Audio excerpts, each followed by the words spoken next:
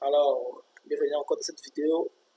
Nous continuons toujours notre cadre de notre formation sur débutant sur robot.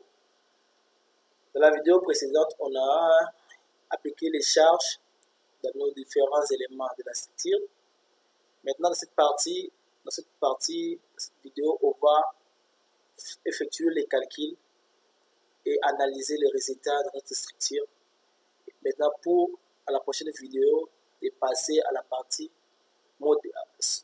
résultats de chaque élément. On va sortir les résultats pour la poutre, pour le poteau le plus chargé, pour la semelle et pour notre dalle. Alors, sans plus entendre, si je viens ici, nous avons fini ceci dans la vidéo précédente. Maintenant, ici, nous allons lancer les calculs et vérifier s'il y a les erreurs.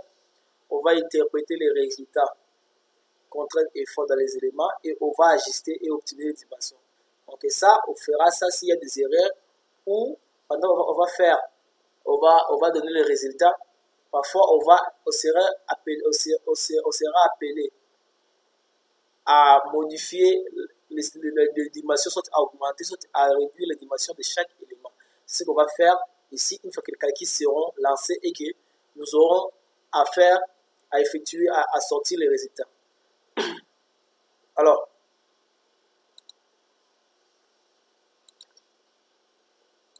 Alors, sans plus attendre, on va lancer les calculs pour vérifier si notre structure, nos éléments, nos charges ont été bien appliquées. Alors, avant de lancer, je vais juste vérifier si les charges sont appliquées.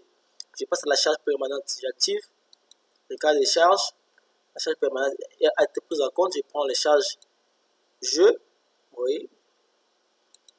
Pour G, les charges ont été appliquées. Je prends IQ, charge d'exploitation. Mêmement, donc là, je pense que tout va bien. Je vérifie encore ma structure pour voir s'il y a des erreurs. Non, si tout va bien. Maintenant, là, je peux lancer les calculs. Donc, je peux dimensionner. Alors, pour ce faire, je peux venir sur analyse et calculer, ou bien je viens ici, directement j'appuie sur calculer. Et là, le robot me fait les dimensionnements.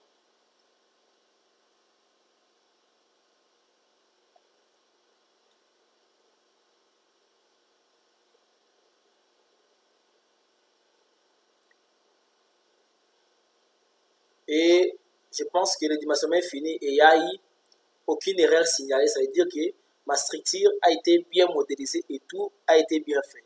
Mais ça ne veut pas dire que les dimensions sont exactes.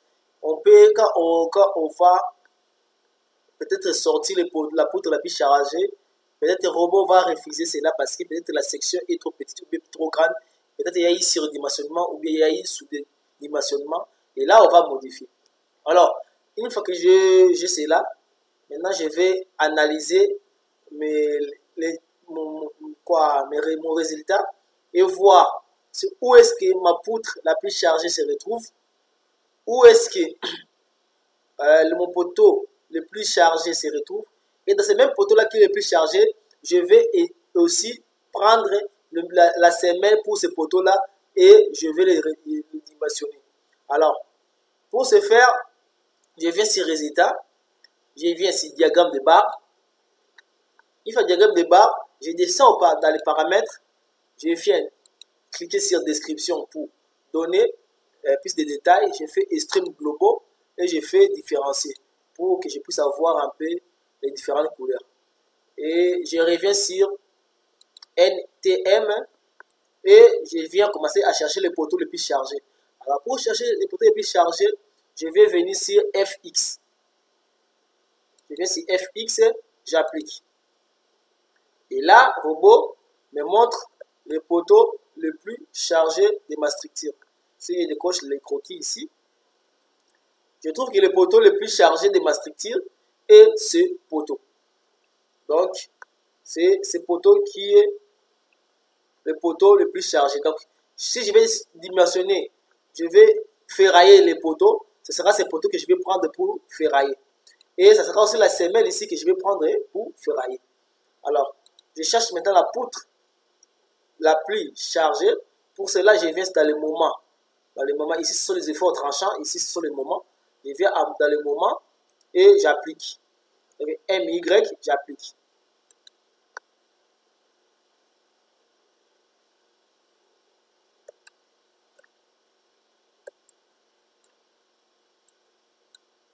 Et là, je vais couper cela, je vais voir.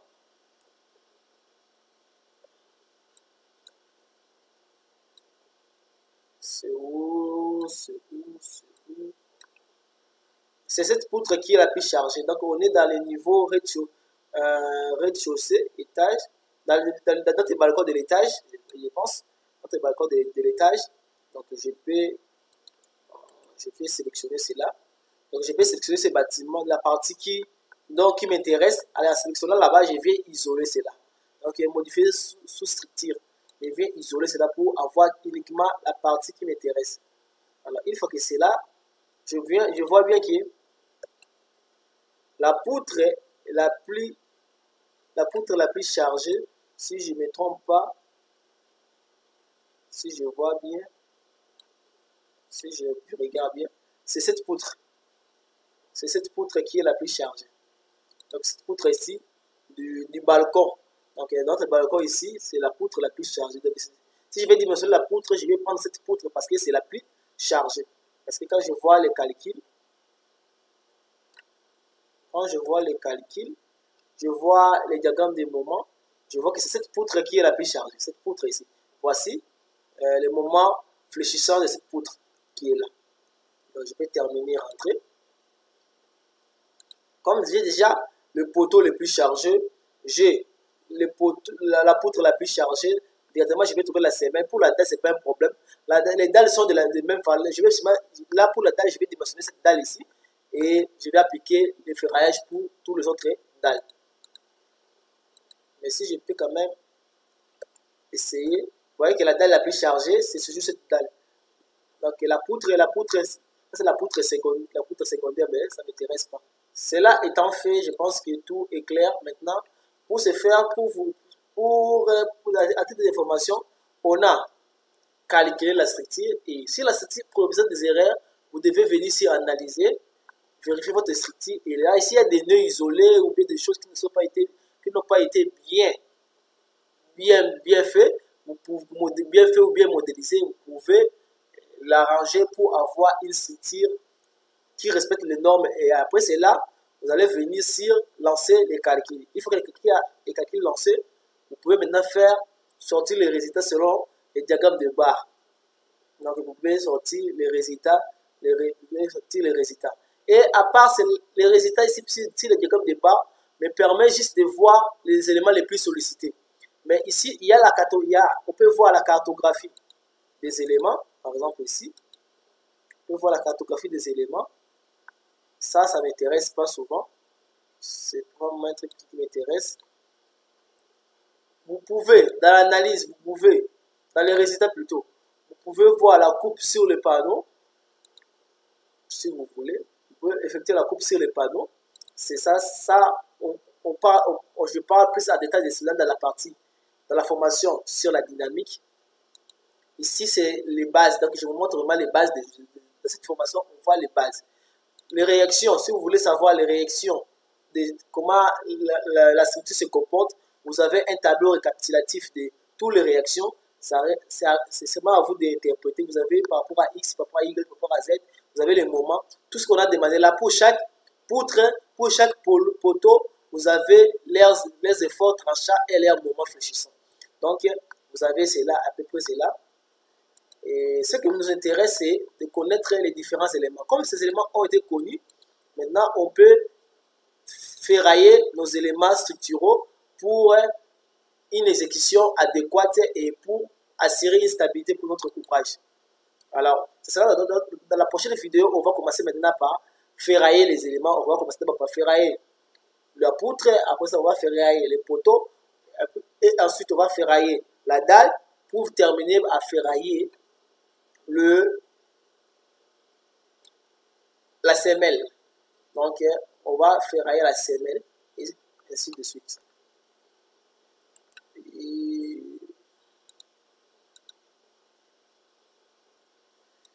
je me suis souvenu d'un truc, d'une chose. que j'ai complètement oublié de l'introduire. Vous voyez dans l'escalier ici, vous voyez dans notre escalier ici, le palier n'est pas supporté. Or, le palier doit être supporté par une poutre palière. Et j'ai oublié de les mettre.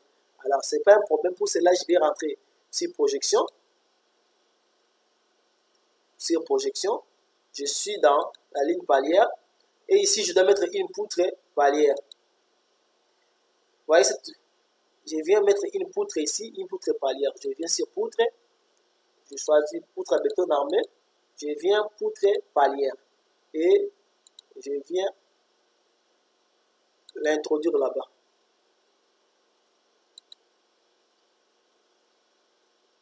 Alors maintenant, j'ai ma poutre palière qui a été placée. Je peux rentrer en 3 dimensions pour voir ma poutre palière qui est effectivement a été modélisée.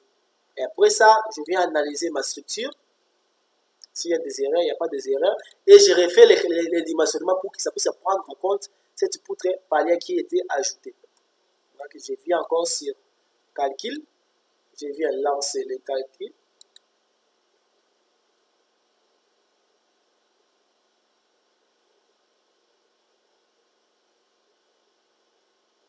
Donc, les calculs ont été effectués. Maintenant, en prenant en compte la poutre palière qui était là. Et là, je peux encore venir analyser les résultats et voir les poteaux les plus chargés. C'est toujours le même poteau. Ma poutre la plus chargée. Et moment flèche. Toujours la même poutre et ainsi de suite. Et c'est après ça, avec ça, on peut commencer à ferrailler les éléments structuraux de mon bâtiment. C'est quand je vais ferrailler la poutre la plus chargée et le poteau la plus chargé, ça veut dire que ce ferraillage sera pour le même type de ferraillage sera pour tout le type de poteau. Or, il y a un seul poteau qui est le plus chargé, qui a une forte sollicitation. Alors, si on ferraille maintenant tous les autres poteaux de la même façon, ça veut dire que nous allons assurer la stabilité de notre ouvrage. De notre ouvrage. Alors, on se voit à la prochaine vidéo où on va commencer par faire on va commencer maintenant par ferrailler des éléments structuraux. On va commencer par la poutre. Après ça, on va passer par le poteau, la semelle et la dalle. Et on se retrouve dans la prochaine vidéo. À tout de suite.